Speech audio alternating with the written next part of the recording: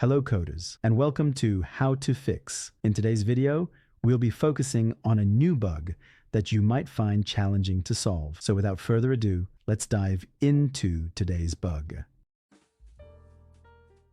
First, let's run code 1 that generate the error and let's see what happens. Here's the elucidation and the resolution to the bug. Please pause the video to read the explanation.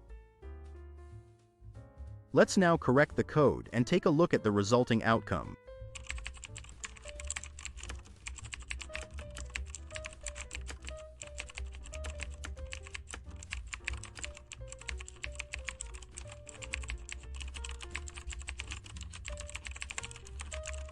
And voila! The code is working as it should and our output is spot on. The error has disappeared. That concludes today's video. If you found this tutorial useful, be sure to give us a thumbs up and subscribe to our channel for more troubleshooting videos.